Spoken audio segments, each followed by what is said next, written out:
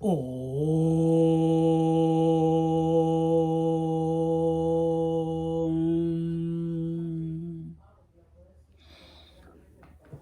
Om.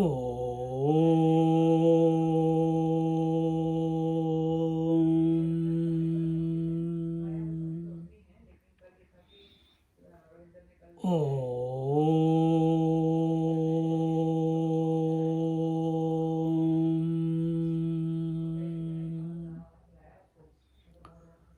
Gurur Brahma, Gurur Vishnu, Gurur Devo Maheshwaraha, Guru Sakshat Param Brahma, Tasmai Shri Gurave Namaha.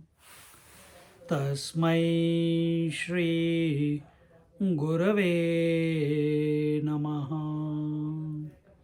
Tasmai Shri Gurave Namaha. So, we are in Gyaneshwari, verse number 55, we are still looking at, and we are in the OV 1225.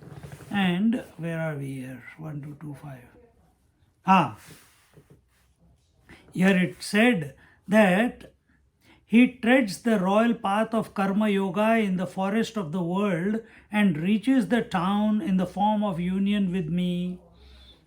The Ganges, in the form of his devotion and knowledge, flows along with the current of Karma Yoga and reaches the ocean of bliss in the form of myself.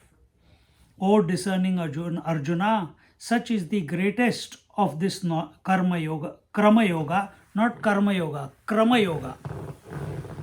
Such is the Krama Yoga. Krama Yoga means step by step process. Krama Yoga is the Kundalini path. The Krama Yoga is the Ashtanga Yoga path. Krama Yoga is Vaikhari Madhyama Pashyanti Para. Krama Yoga is the Kriya Yoga. So, wherever there are steps involved, that is called as Krama Yoga. And here he says that, where are we? O discerning Arjuna, such is the greatness of this Krama Yoga that I am describing it to you over and over again. I am not such a one as can be attained through such means as suitable time, place, and material things, because I abide in all things. Suddenly, here the Lord is giving a secret out, and the secret is, he says, I cannot be gained by anything in time, space, and objectivity.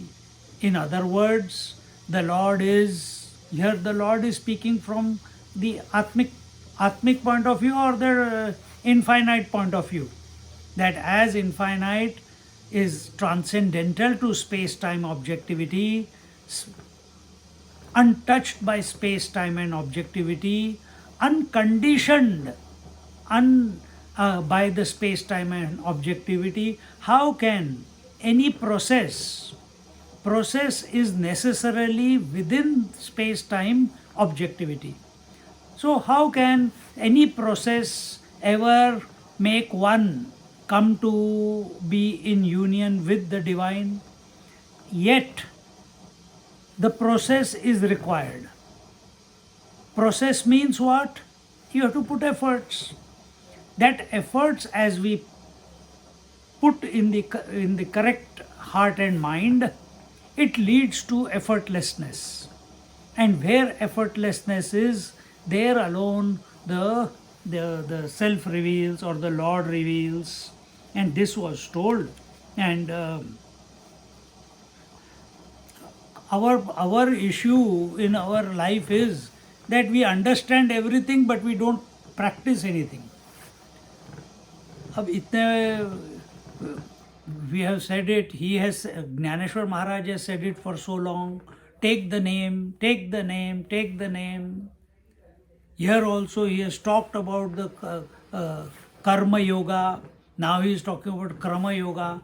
But Yeah, that is very good, interesting information. But we are not ready to put it into practice. That is where our shortcoming is.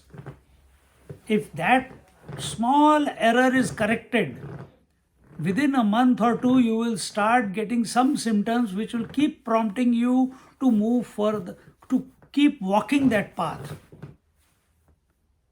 See? So here now in 126th OV, he says, Ek Shishya Ek Guru Harudha Saats Vyavaharu To Mat Prapti Prakaru Zanavaya Agavasudhecha Poti Nidhana Siddha Kiriti Vanhi Siddha Kashti Voha Dudha परिलाभेते असते तया की जय उपायाते ये रसिद्ध चितैसा ते थे उपायीमी हा फळ ही worry उपावो कापा प्रस्तावित से देवो हे पुसता परी अभिप्रावो ये थिंचा ऐसा जे गीतार्थाचे चांगावे मोक्षोपाय पर आघवे आन शास्त्रोपाय की नभे प्रमाण सिद्ध. He says the traditional relation between the guru and the disciple has been long in use in order to know the way of attaining to me. So we need Ishwara Kripa. Ishwar alone is appearing as Guru in our life. So we need Guru Kripa. And the third Kripa that we need is, what does Guru do? Guru teaches you the Shastra, through the Shastra. So we need Shastra Kripa. And who has written the Shastra? The Lord has written the Shastra. It is His speech. And the fourth and the most and equally important, not most important, equally important, is Atma Kripa. Atma Kripa is that we must be available. We must be available. So as much as Ishwara Kripa is required, scriptural Shastra Kripa is required, then to understand the Shastra, the Guru Kripa is required, and what Guru is teaching, that we understand it in the correct manner, the right purport, for that Atma Kripa is required. We must be available, and therefore here he says, where are we? The traditional relation between the Guru and the disciple has been long in use in order to know the way of attaining to me, O Arjuna. There exists in a ready form treasure in the womb of the earth, fire in wood, and milk in the udder of the cow, and yet one has to devise means to secure them. So the Kripa is always there. The earth is full of treasure. The cow's udder is always full of milk. And the fire is always there in the wood. We don't have to. It is by nature it is there. You have to just invoke it exactly the same way. So you have to put a little bit effort to get the milk out of the udder of the cow. You have to put a little bit of effort to light the spark to the wood so that you get fire. You have to put a little bit of effort to dig the ground, to till the ground in order to get the treasure out of the ground. Treasure in way of mines, in way of sowing the seeds, getting the grain. You have to put a little bit of effort. And in this manner, he says, Gyaneshwari Maharaj says that, and yet one has to devise means to secure them. That's what we explain. In the same way, even though I am self-existent, I can be attained only through suitable means. Even though I am all pervasive, even though Everything in this creation is made out of me alone. That includes you and me. We are made out of the material called Paramatma. But so even though I am self-existent, I can be attained, I can be invoked only through suitable means. Mere wishing is not going to invoke the Lord. Mere wishing is not going to do anything. A systematic approach, wishing that the wood should catch fire. Is the wood going to catch fire? Wishing that the cow should give milk. Are you Krishna Bhagwan that the cow will come and put the milk into your mouth? अपनी औकात पहचानो. So what do we have to do? We have to put efforts in the right manner. So if I want treasure from the earth, I'm not going to be milking the cow. If I want milk from the cow, I'm not going to do something else. This is what we are doing. We want peace, happiness, tranquility, bliss, joy. And where are we putting efforts? We are putting efforts in the world, thinking that the worldly objects, the time, space, objectivity, it will give us the peace, tranquility, bliss and joy. And whole life we have lived like that. But has it given us anything?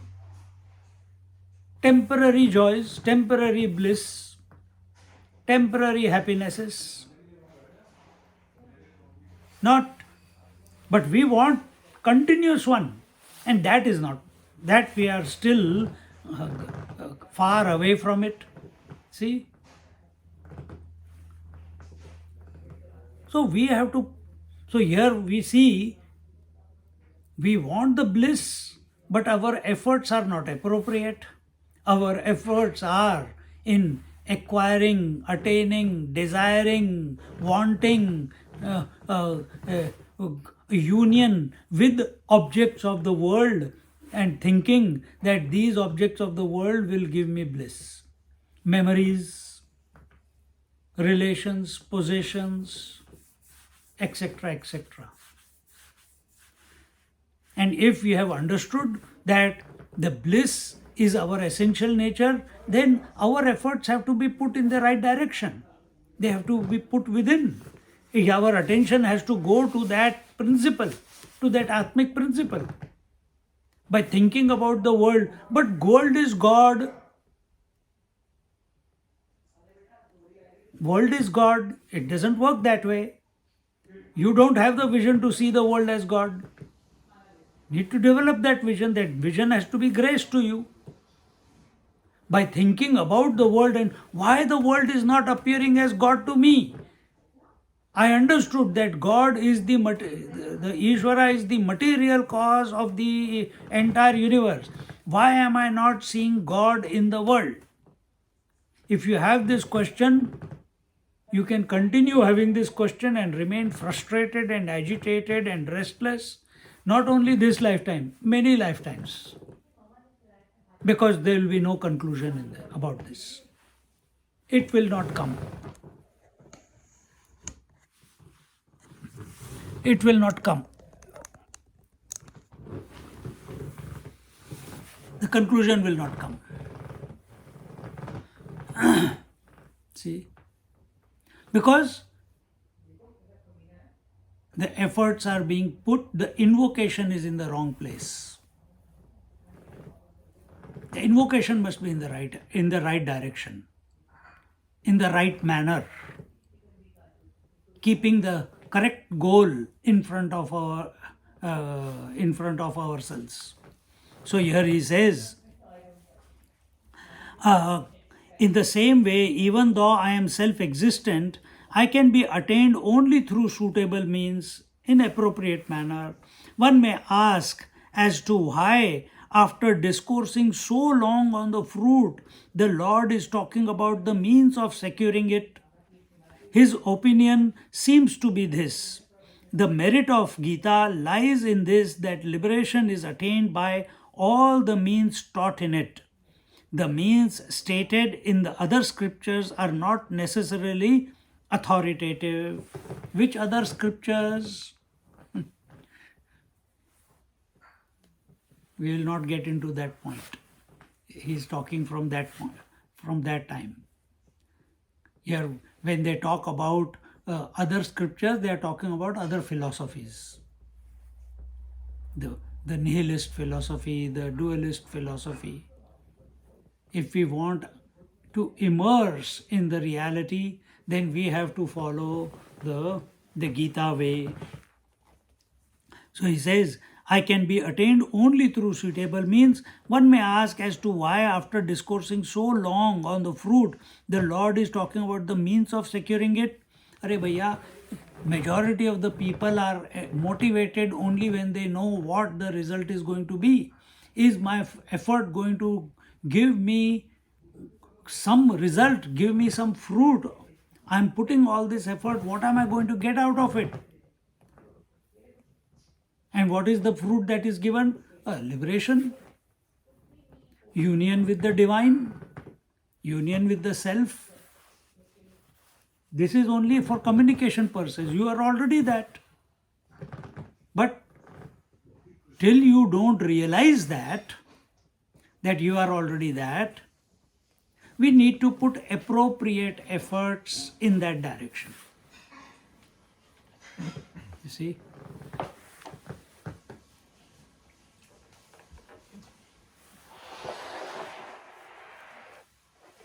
The merit of Gita, the merit of Gita lies in this, that liberation is attained by all the means taught in it. The means stated in other scriptures are not necessarily authoritative, meaning all the other philosophies that he is talking about. Continuing in 1231, where are we? Here. Vara abhalachi fedi वाचूनी Surya तेन घडी का हातू बाबुळी धाडी तोय न करी तैसा आत्मदर्शनी आडळू असे अविद्येचा जोश मळू तो शास्त्रनाशी येरु निर्मळू मी प्रकाशे स्वये म्हणवनी आघवीची शास्त्रे अविद्या विनाशाची पात्रे वाचोनी न होती स्वतंत्रे आत्मबोधी तया अध्यात्म शास्त्रासी जैसाचपणाची ये पुसी तय येई जे जया ठायासी ते हे गीता भानुभूषिता प्राचिया सतेजा दिशा आघविया तैसी शास्त्रेश्वरा गीताया सनाथे शास्त्रे. He says that the wind scatters the clouds which cover the sun but cannot create the sun. Similarly, by your efforts, the divinity cannot be created. By our efforts, what will happen? If you are watching the breath, you are doing the karma yoga, you are doing the dhyana yoga, you are doing the japa yoga, you are doing the ashtanga yoga, you are doing the kundalini yoga. All these require efforts.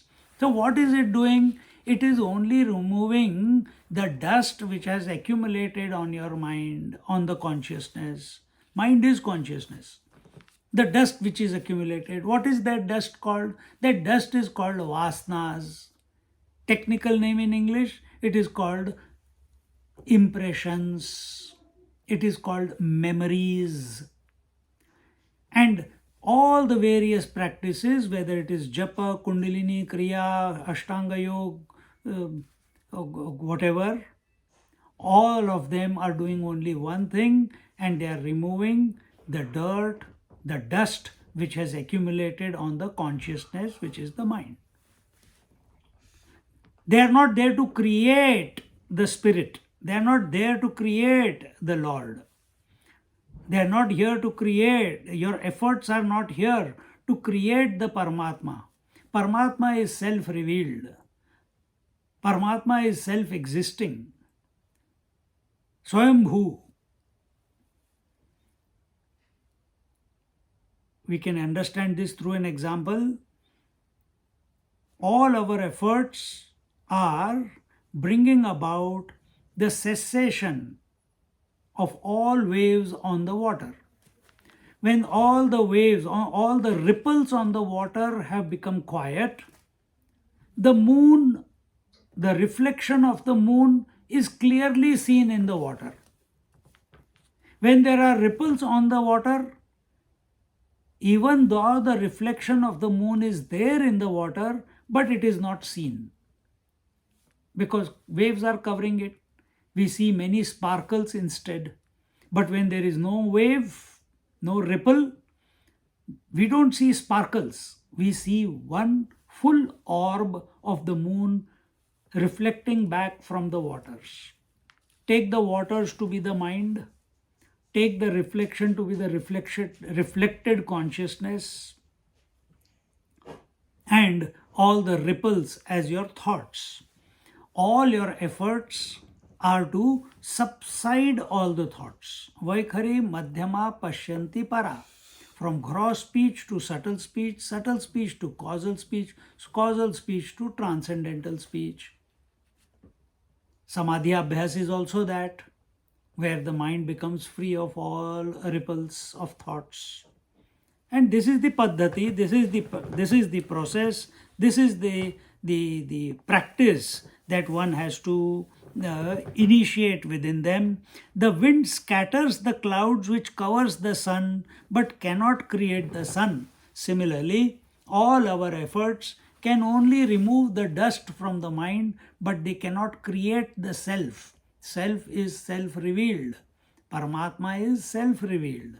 Consciousness is self-existing, therefore self-illuminating.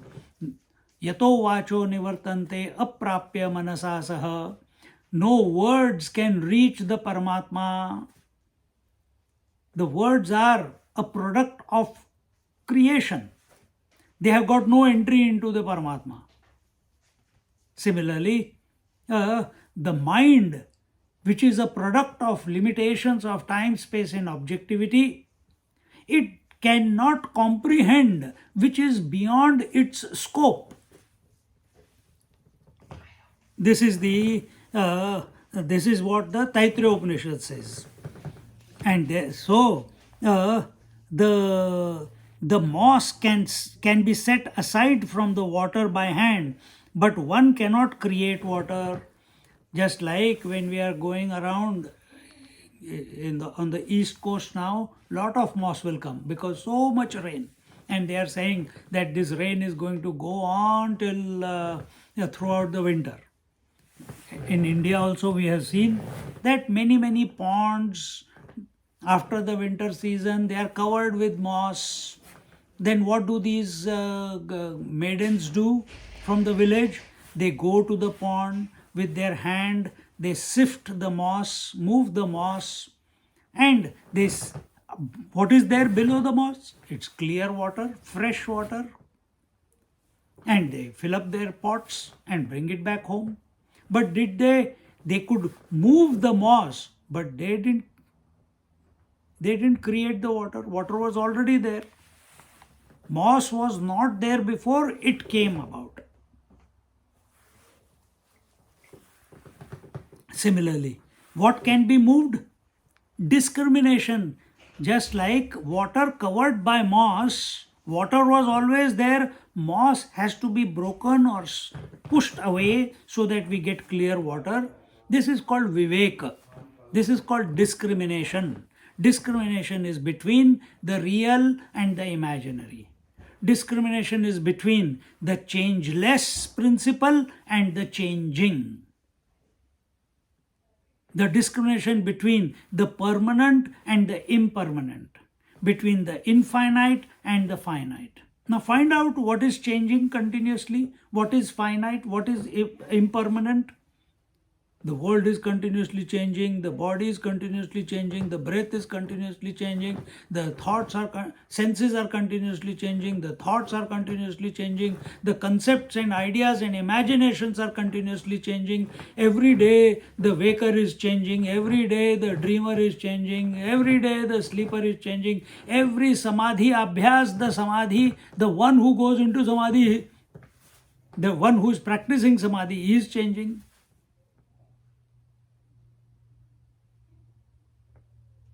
Systematically delete one by one. Understand this? So this is sifting. This is sifting of the moss. You are moving away. But that, when you have removed everything, when you have removed the covering of the moss, when you have removed the covering of the panchakoshas, what is supporting it, what is inside it, what is nourishing it, what is independently existing in spite of the five sheaths.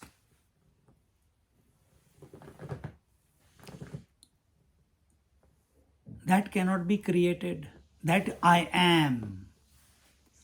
That I am. I am Atma Brahma. This Atma I am.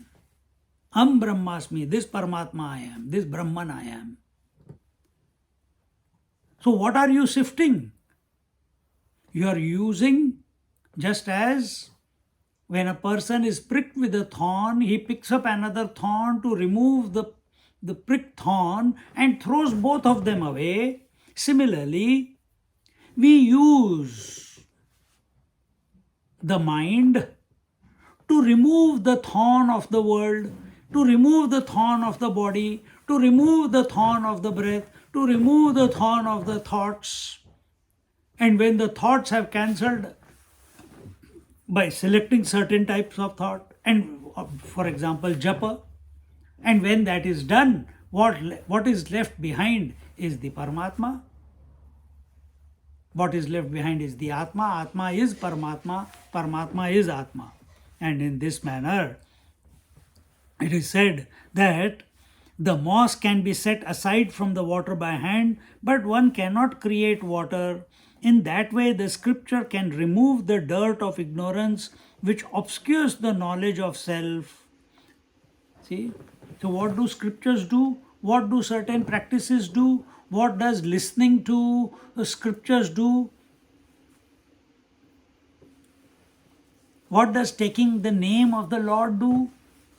It removes this moss, it removes this impurity, this dust which has collected inadvertently on our consciousness.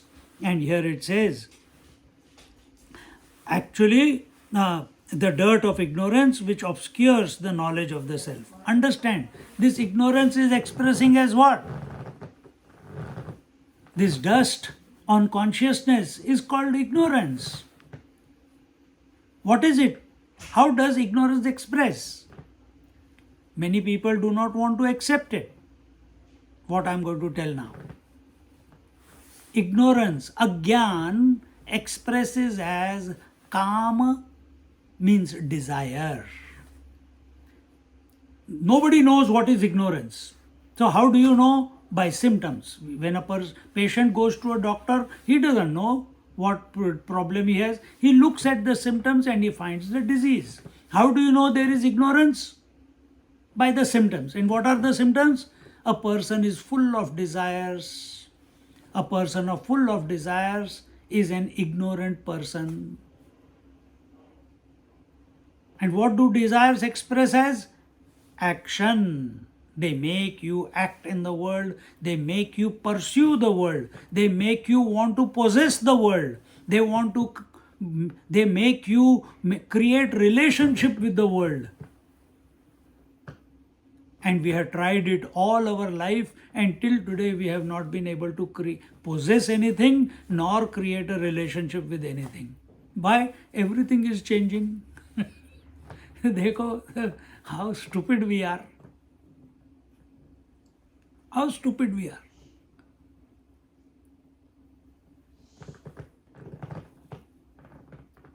So correct. So here when he says,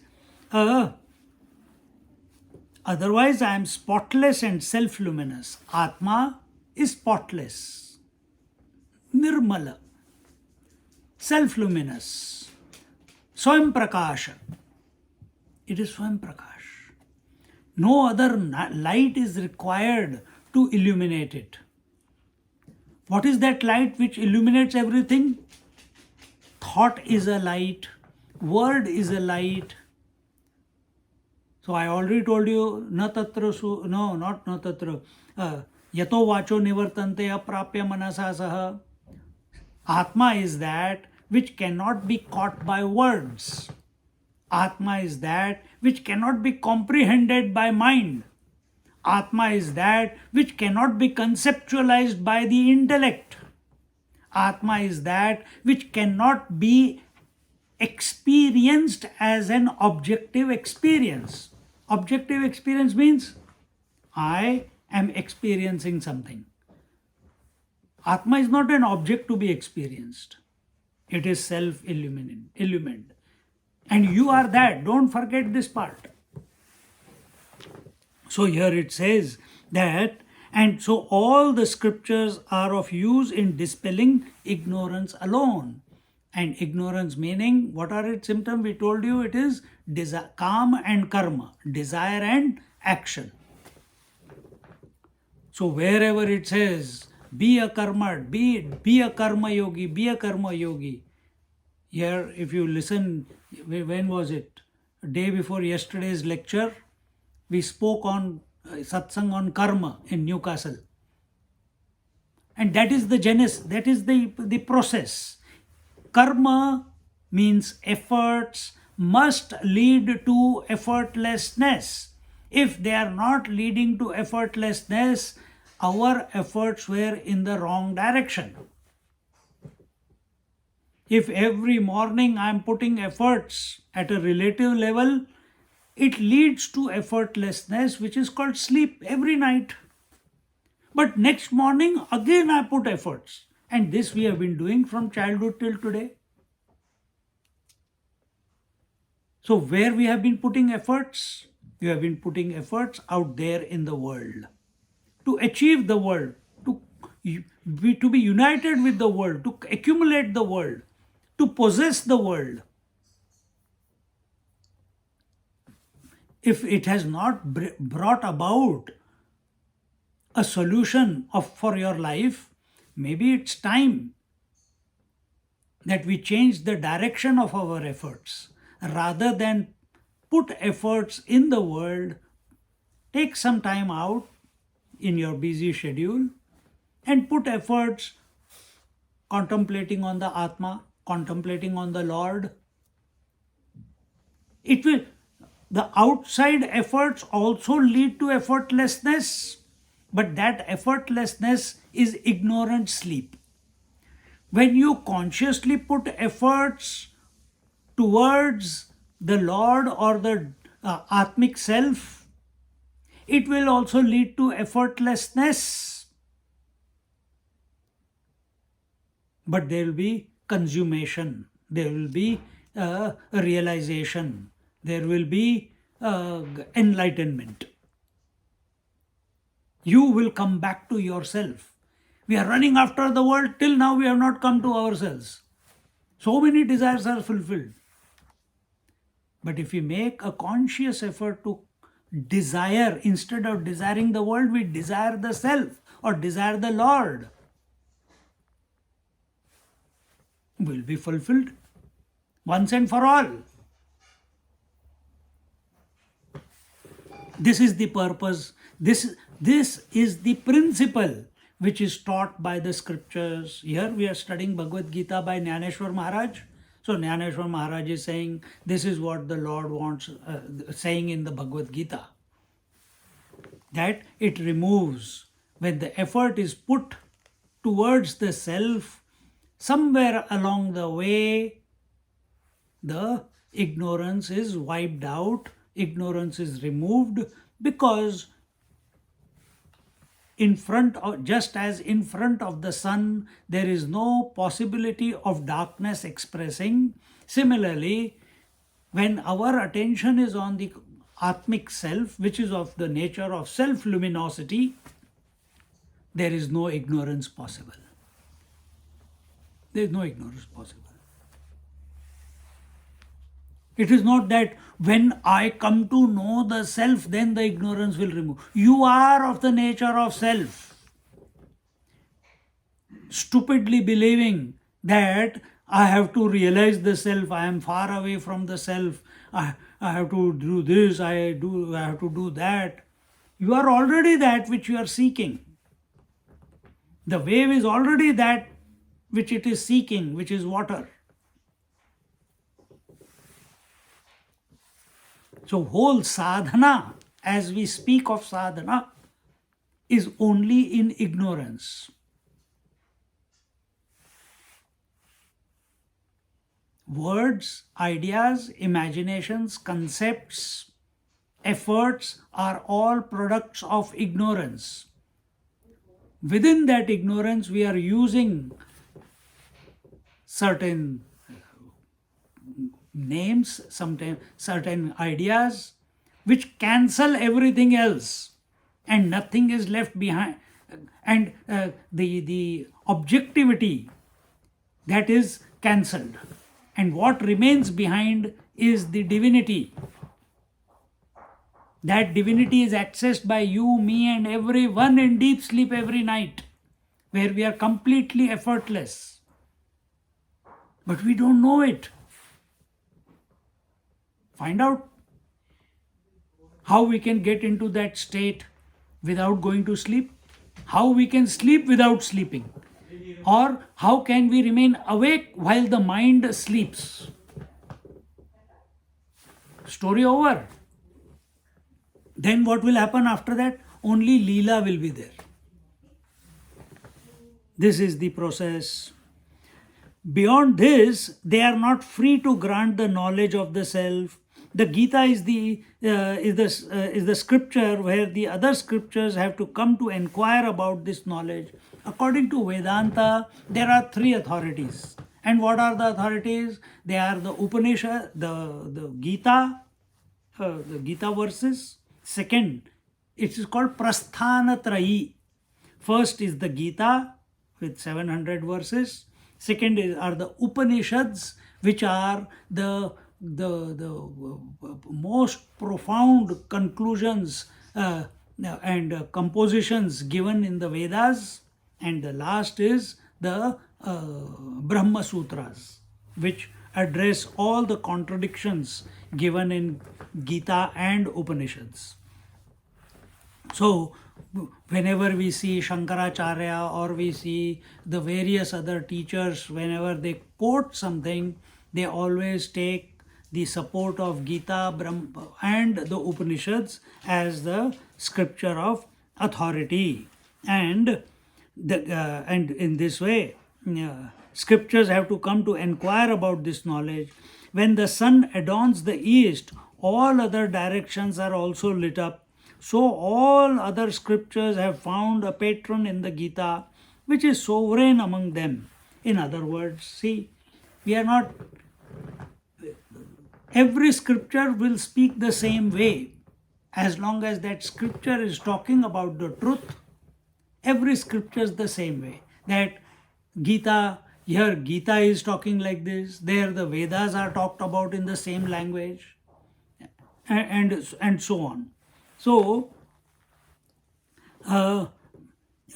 continuing in 1236, हे असोयेणे शास्त्रेश्वरे मागा उपाय बहुए विस्तारे सांगितला जैसा करे घेवो ये आत्मा परिप्रथम श्रवणासवे अर्जुना विपाये हे का फावे हा भावो सकणवे धरुनी श्रीहरी तेची प्रमेय एक वेळ शिष्यी हो आवया अढळ सांगतसे मुकुल मुद्रा आता आणि प्रसंगे गीता ठावो ही हा संपता म्हणवनी दावी आद्यंता एकार्थत्व ये ग्रंथाच्या मध्यभागी नाना अधिकार प्रसंगी निरूपण अनेगी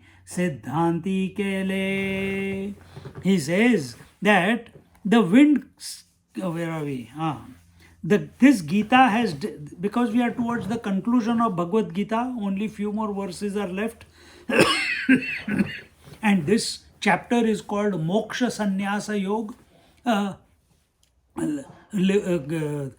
Moksha means liberation, sannyas is renunciation, the yoga of renunciation leading to moksha. So these are the final few instructions being given to Arjuna. Bhagavan is, Gyaneshwari Maharaj is saying here, this Gita has described the means to liberation in the previous chapters in great detail. But the compassionate Lord thought that Arjuna could hardly be expected to grasp his teaching at the very first hearing, and so he is going to give a brief discourse on it to impress the meaning of the Gita on the mind of his disciple. Now that the Gita is coming to a close, he is going to demonstrate the unity of its teaching from beginning to the end.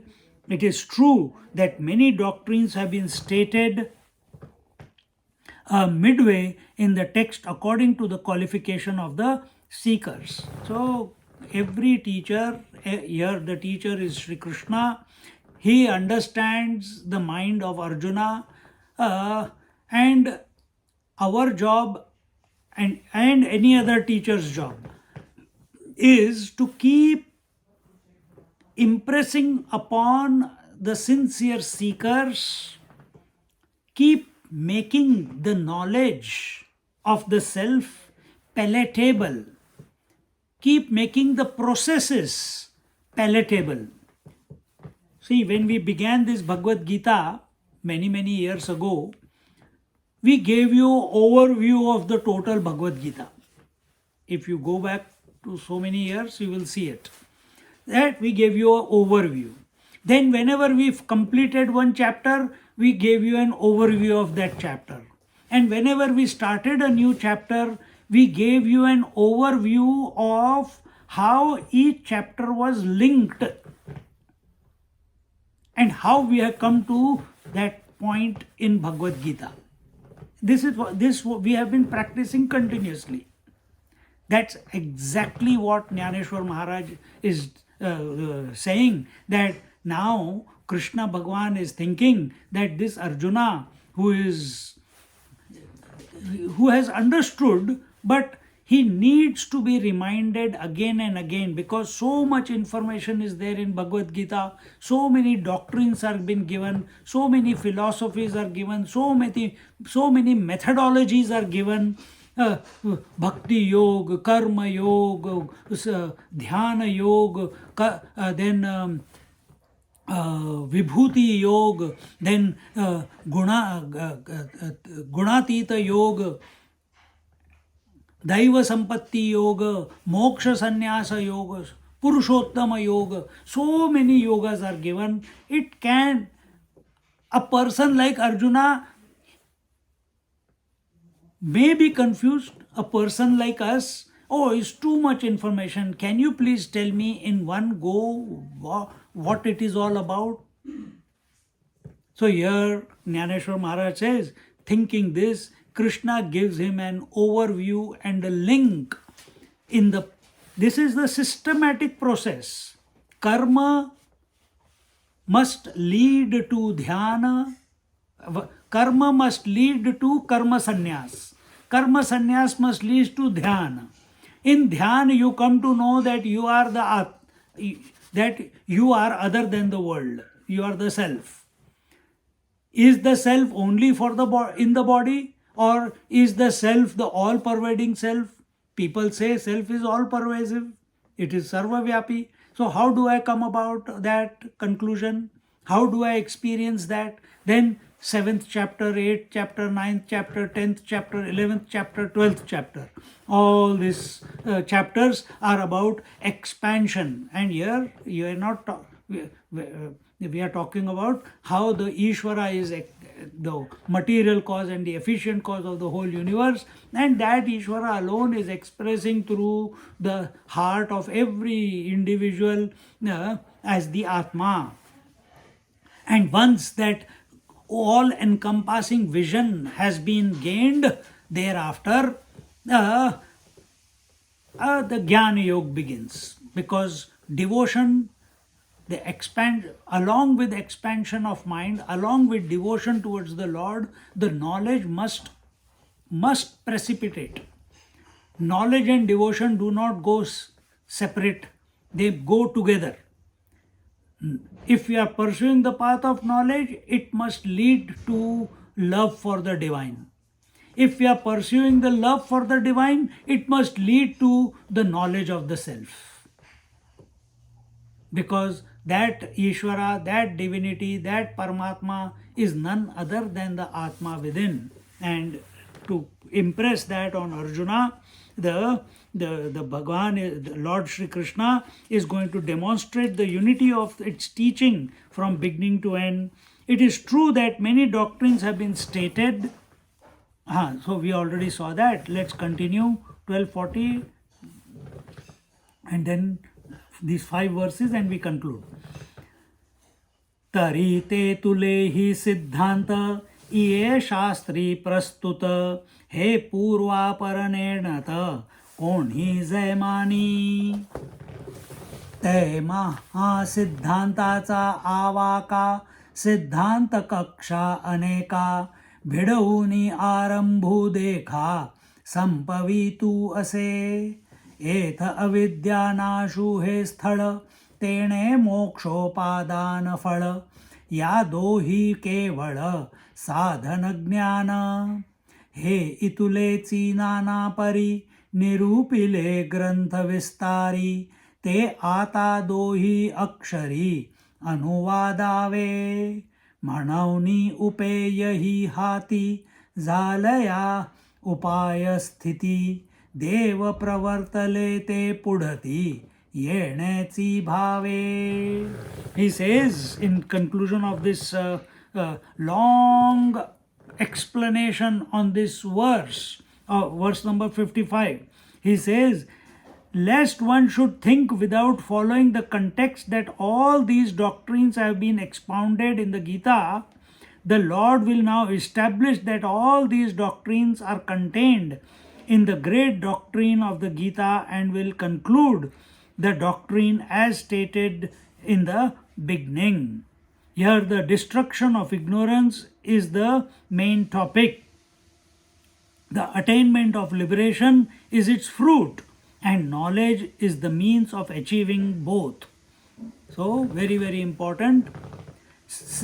The self cannot be created. The self cannot be known. The self cannot be thought upon. The self cannot be grasped. Then what are we studying scriptures for?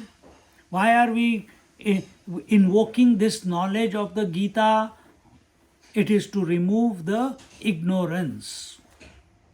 It is to remove the not self. Atma, Anatma. Anatma is ignorance. So we are studying the Bhagavad Gita to remove the Anatma from our mind, from the surface of the consciousness, just like that moss was removed. For that purpose we are studying the Bhagavad Gita. And then here the destruction of ignorance is the main topic. So what is the main topic of the Bhagavad Gita? Destruction of ignorance. Checkmate ignorance. This is also beautifully presented by Gyaneshwari Maharaj in our Amrit Anubhav, where the Sat word is used only to checkmate Asat. Chit is used to checkmate Achit. Anand is used to checkmate Dukkham. And when both of them are neutralized, one neutralizes the other, there is no purpose for the word Sat, Chit and Anand also. What left, once the words are gone, because every word will have an opposite, up, down, inside, outside, east, west, north, south, man, woman, birth, death. All words exist with their coexist with their opposite. So, what did we say? Yato vacho nivartante. Words cannot reveal the truth. So, why are we using the words? To checkmate the other word which is its opposite. And once that is done, then what is left behind? Both of them die away. And what is left behind is the Atmic self, the divinity. Here he says, and the attainment of liberation is the fruit. What will happen once the ignorance is removed? Is checked in this manner? The fruit of liberation. What is left behind is the fruit, and that is liberation. That is enlightenment. That is immortality. That is amrutatva.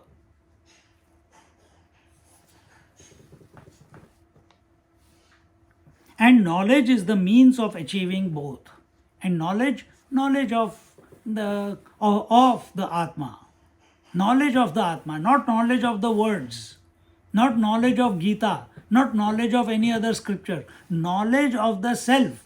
Uddharet atmanatmanam natmanam avasadayet. Raise yourself by yourself, in yourself, for yourself. It doesn't say raise yourself by taking the name of the Lord. It doesn't say raise yourself by doing good deeds in the world. It doesn't say raise yourself by doing dan and punya. It doesn't say raise yourself by building temples and orphanages. It doesn't say raise yourself by studying scriptures. It says raise yourself by yourself, in yourself, for yourself. And so self is seeking the self. When our attention is on the pristine, immaculate, self-illumined, self-knowing, beyond the mind and the word, the one who knows the words are coming and going, the one in whose presence the mind is going through the waking experience, dream experience, sleep experience, we are that. Be attentive of that in and through your daily activity. That is knowledge. That is knowledge. That will remove the ignorance. By studying scriptures, yes, to some extent, yes, no doubt. But in the end, the knowledge is knowledge of the self. That will remove the ignorance, and once the ignorance is removed, what is daylight? When the morning comes, what is it? On one hand, it is the removal of darkness, and on the other hand, it is the presence of light. Similarly, same thing here. On one hand, it is the removal of ignorance, and on the other hand, it's the abidance in the self that I have always been. Right now, I am thinking I am a Gaunatma, I am father, mother, daughter, sister. This is virtual reality. This is the virtual self. We study a little bit, we come to the next, something closer. What is that? I am the Mithyatma. I am the body, breath, mind, intellect. This is Mithyatma. Mithyatma means that which is existing in its own absence. Body, breath, mind, intellect are existing in their own absence. They are continuously changing. But we are thinking it's the same body, it's the same mind, it's the same breath, it's the same everything. And who are we actually? We are neither the Gaunatma, the father, mother, daughter, sister, neither we are the Mithyatma, the individuality. Then who are we actually? We are the Mukhyatma, we are the Atmic self, which is none other than the Paramatma.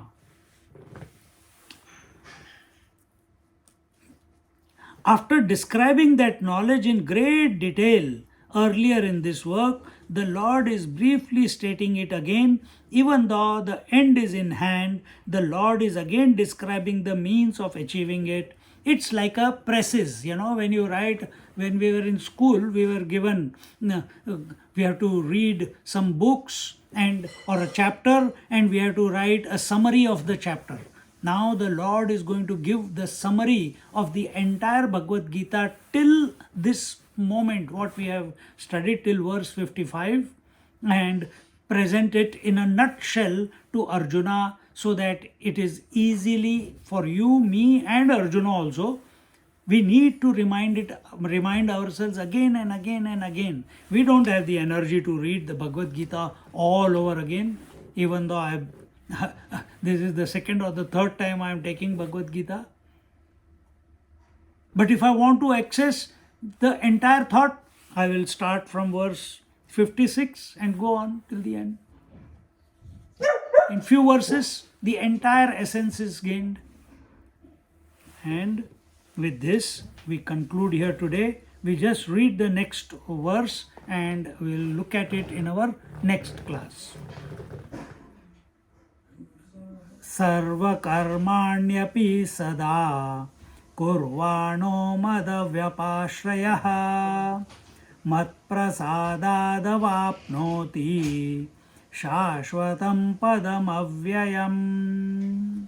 Together, sarva karmanyapi sada kurvano madvyapashrayah matprasadadavapnoti shashvatam padam avyayam. Om Purnamada Purnamidam Purnat Purnamudachyate Purnasya Purnamadaya Purnamevavashishyate. Om Shanti Shanti Shanti. Harihi Om. Shri Gurubhyo Namaha. Harihi Om. We will sit quietly for a moment, but see what this verse says. This is just the first step. This is not the conclusion. The first step is through the performing work, while performing work in your daily life, take refuge in me, the Lord is saying. And what happens if you take refuge in the Lord while performing your work on a daily basis? His grace starts flowing upon you, and one attains the immortal or immutable, the unchanging state that we essentially are. More about it in our next class. Now sit quietly for a few moments.